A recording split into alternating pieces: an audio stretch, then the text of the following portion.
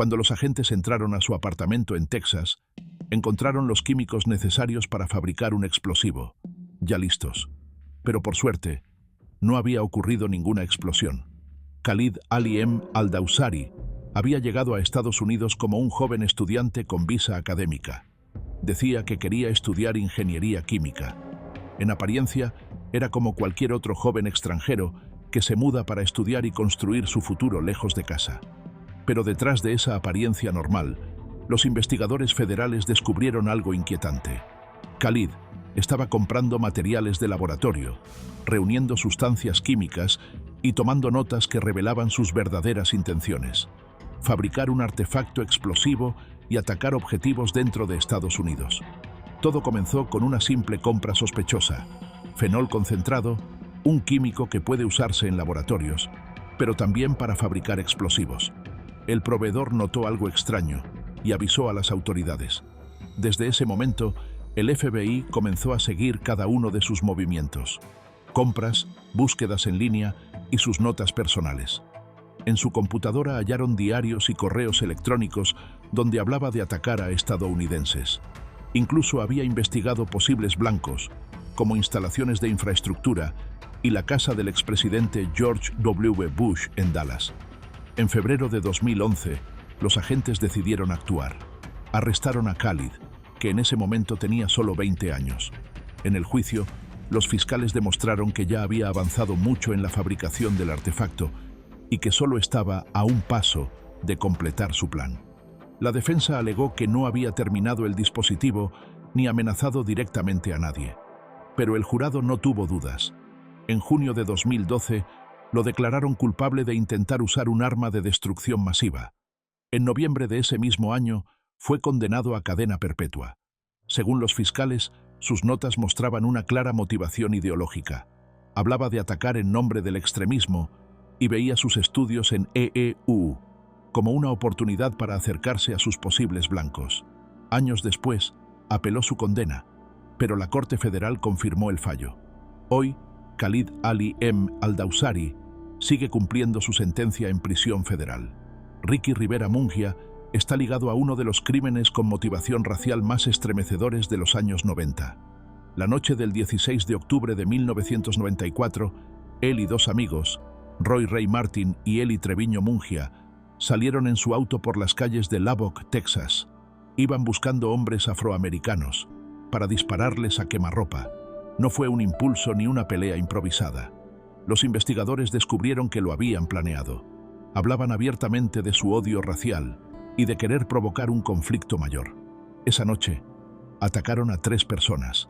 Melvin Johnson, de 37 años, perdió la vida. Autry Morgan Bogg Jr. y Trielis Lee Stewart resultaron gravemente heridos, pero sobrevivieron. Las autoridades, locales y federales, actuaron rápidamente. El FBI y el Departamento de Justicia intervinieron, ya que el crimen violaba las leyes de derechos civiles. En el juicio, los fiscales demostraron que los hombres habían planeado los ataques con un claro motivo racista. Usaron una escopeta recortada y escogieron a las víctimas únicamente por el color de su piel. En noviembre de 1995, un jurado federal declaró a los 3 culpables de conspiración para violar derechos civiles y de delitos con armas de fuego. La prensa nacional calificó el caso como un mensaje contundente. Los ataques raciales no serían tratados como simples incidentes callejeros, sino como crímenes de odio. En abril de 1996, el juez federal Sam Cummings sentenció a los 3 a cadena perpetua. Fue una señal clara de que el país no toleraría actos de terrorismo racial. Con el tiempo, Ricky Rivera Mungia fue trasladado entre varias prisiones de máxima seguridad, hasta llegar a USP Pollock, en Luisiana, donde sigue cumpliendo su condena. Y lo que viene a continuación es aún más sorprendente. ¿Qué lleva a un empleado de informática en Toronto a convertirse en la voz del terror? La historia de Mohamed Khalifa comenzó como la de cualquier joven común en Canadá, pero terminó en una prisión federal de Estados Unidos. Nació en Jeddah, Arabia Saudita, en 1983, y más tarde se mudó a Canadá, donde estudió y trabajó en el área de tecnología e informática. Sus compañeros lo recordaban como alguien hábil con las computadoras. pero los fiscales lo describieron como algo muy diferente. Un hombre que usó su talento y su dominio del inglés y el árabe para convertirse en una pieza clave dentro de una de las operaciones de propaganda más extremas de la última década. Todo cambió en 2013, cuando viajó a Siria con la intención de unirse a un grupo armado. Juró lealtad a sus líderes y, gracias a sus conocimientos lingüísticos, rápidamente fue integrado al equipo de medios del grupo. Entre 2014 y 2016 se convirtió en narrador y traductor de sus materiales en inglés.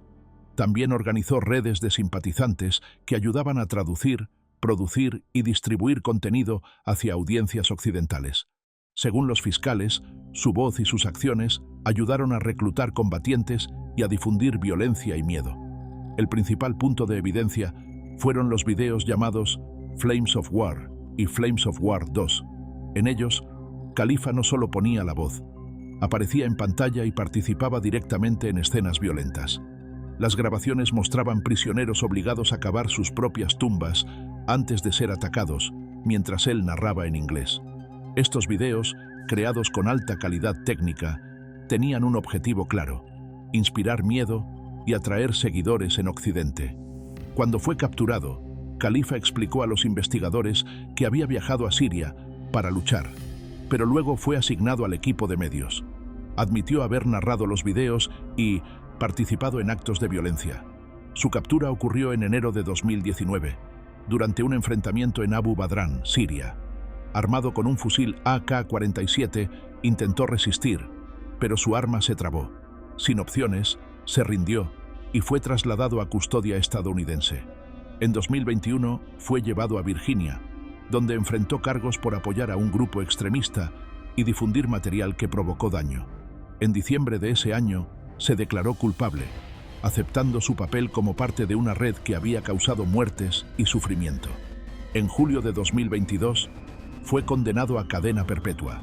Según el Departamento de Justicia, su caso simboliza cómo el conocimiento técnico y la radicalización digital pueden cruzar la línea hacia la destrucción. Durante años, el nombre James Edward Rose apenas aparecía en los registros públicos, pero en noviembre de 2010 su nombre quedó grabado como el de uno de los presos más peligrosos del sistema federal. En ese momento, Rose cumplía condena por delitos graves. Durante una revisión rutinaria de su celda en la prisión federal de McCreary, Kentucky, todo cambió en segundos.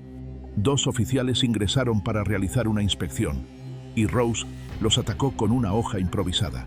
Ambos resultaron gravemente heridos, y el caos se apoderó del bloque de celdas. Este ataque no solo sorprendió al personal, también le costó una nueva condena a cadena perpetua. Antes de este incidente, Rose ya tenía un largo historial criminal: robo a mano armada, manipulación de testigos y agresiones. Las autoridades lo consideraban un interno violento, y el ataque a los oficiales confirmó esos temores. Durante el juicio, los fiscales presentaron las pruebas, testimonios de los oficiales e internos, el arma improvisada encontrada en su celda y los informes médicos. No fue una pelea casual, ocurrió durante un procedimiento oficial, lo que lo convirtió en un acto especialmente grave bajo la ley federal. En 2011, el tribunal lo declaró culpable de causar lesiones graves a oficiales federales y le impuso cadena perpetua. Hoy, James Edward Rose sigue cumpliendo su condena en USP Pollock, Luisiana, una prisión donde solo están los más peligrosos. James Rosemond, o como muchos en la industria musical lo conocían, Jimmy Henchman, vivió una doble vida. En público, era un exitoso empresario del hip hop, manejaba artistas, tenía su propia compañía, SAR Entertainment, y se codeaba con celebridades. Pero, según las autoridades, detrás del glamour había un imperio criminal. Durante los juicios de 2013 y 2014, fiscales federales demostraron que Rosemond dirigía una red nacional que transportaba grandes cantidades de sustancias ilegales entre Los Ángeles y Nueva York, usando la industria musical como fachada. Fue declarado culpable de tráfico, lavado de dinero y posesión de armas, recibiendo cadena perpetua. Pero su historia no terminó ahí. En 2007, el hijo de 14 años de Rosemond fue atacado por miembros del grupo rival Gay Unit, entre ellos Marvin, Tony Yayo, Bernard y Lowell, Lodi Mac Fletcher. Aunque el joven sobrevivió, Rosemond juró venganza. Cuando Fletcher salió de prisión en 2009, Rosemond, según los fiscales, ofreció $30.000 y 1 kilogramo de droga a quienes aceptaran eliminarlo. Esa noche, Fletcher fue asesinado en el Bronx. Los investigadores reunieron testigos, registros telefónicos y pruebas que vinculaban el arma usada con Rosemond. Después de 3 juicios y múltiples apelaciones, fue condenado definitivamente en 2018 a cadena perpetua más 30 años adicionales. Su caso se convirtió en uno de los más comentados de la historia del hip hop. Un productor que, según las autoridades, usó la música como tapadera para el crimen y la venganza. Y el próximo caso lleva esta historia a otro nivel. El hombre que una vez llevó un uniforme militar y que más tarde se convertiría en uno de los artistas del escape más ingeniosos del sistema penitenciario estadounidense. Richard Lee McNair parecía un hombre común, pero detrás de esa apariencia tranquila se escondía una mente fría, calculadora y peligrosa. Nació en Altus, Oklahoma, en diciembre de 1958. Sirvió en la Fuerza Aérea de Estados Unidos como policía militar en la base de Minot, Dakota del Norte. Pero con el tiempo, su vida dio un giro oscuro, y su nombre terminaría siendo sinónimo de fugas imposibles. Todo comenzó una noche fría de noviembre de 1987. McNair entró a robar en un elevador de granos del Farmers Union en las afueras de Minot. Lo que empezó como un simple robo, terminó en tragedia. Jerome "Jerry" Theis, un camionero que trabajaba en el lugar, fue asesinado. Otro hombre, Richard Kitzman, recibió varios disparos, pero sobrevivió fingiendo estar muerto y arrastrándose hasta un teléfono para pedir ayuda. Cuando la policía llegó, encontró la oficina destrozada, manchas de sangre y una comunidad aterrada. Aquella noche marcó el comienzo de la larga vida criminal y fugitiva de McNair. Los investigadores no tardaron en señalarlo como principal sospechoso. Su conexión con la base aérea lo delataba, y pronto las pruebas lo vincularon directamente con el crimen. En 1988, McNair admitió su culpa por el asesinato, el intento de homicidio y el robo. La sentencia fue durísima: 2 cadenas perpetuas más años adicionales por el robo. Pero la prisión no lo detuvo. Desde los primeros días empezó a planear cómo escapar.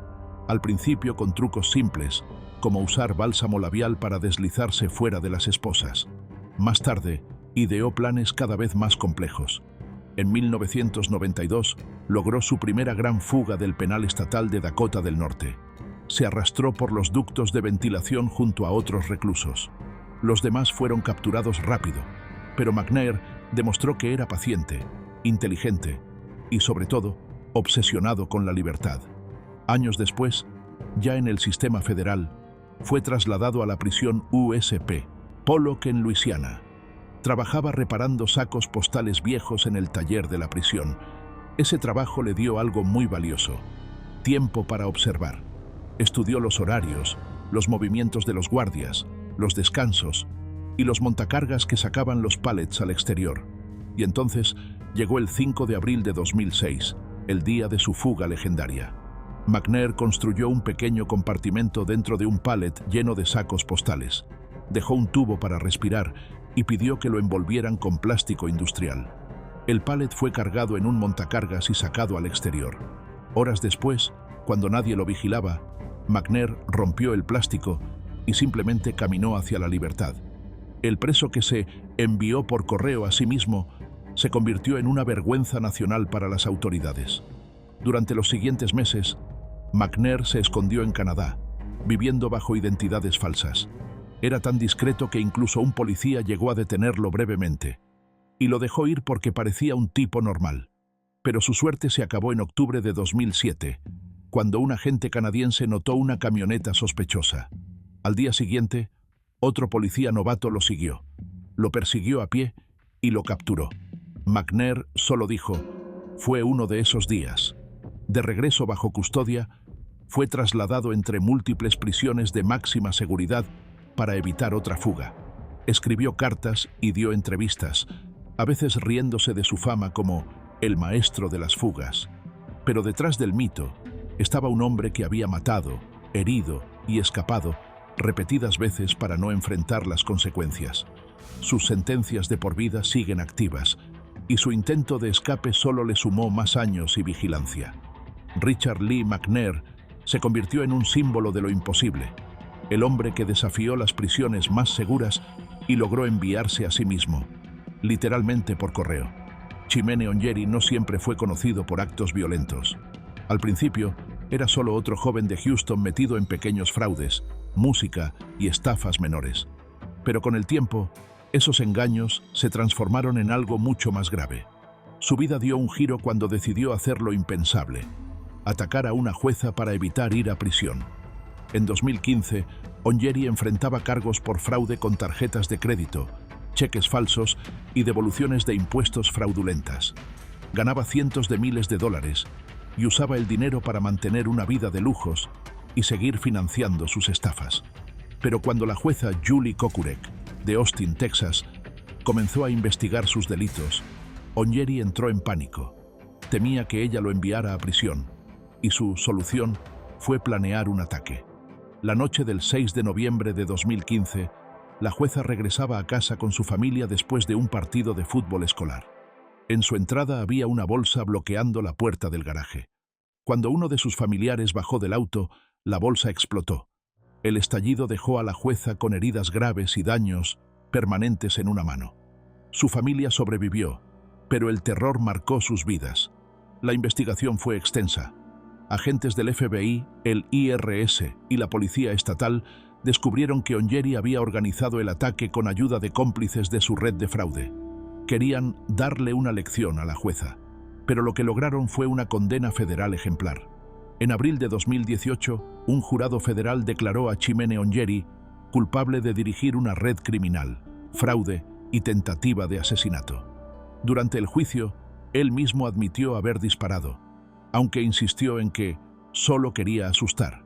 Pero las pruebas demostraron lo contrario: planificación, seguimiento y ejecución. En octubre de ese año, fue sentenciado a cadena perpetua sin posibilidad de libertad. En la audiencia dijo: «En toda mi vida nunca lastimé a una mujer». Pero las víctimas y los fiscales respondieron con hechos, no con palabras. Onyeri apeló su sentencia varias veces, pero todas fueron rechazadas. En 2023, la Corte confirmó que su juicio fue justo y su condena definitiva. Hoy, Chimene Onyeri cumple cadena perpetua en una prisión federal de Texas, recordado como el hombre que intentó silenciar a una jueza y terminó sellando su propio destino. Charles Lee White nació en 1970 y hoy cumple su condena en la prisión federal USP Pollock, en Luisiana, un lugar conocido por albergar a algunos de los presos más peligrosos de todo Estados Unidos. Antes de llegar a Pollock, había estado en la prisión USP Lee, en Virginia. Ya cumplía cadena perpetua por cargos de crimen organizado, racketeering, que incluían actos violentos y graves daños físicos contra otras personas. Pero incluso dentro de prisión, su comportamiento se volvió cada vez más impredecible y más peligroso.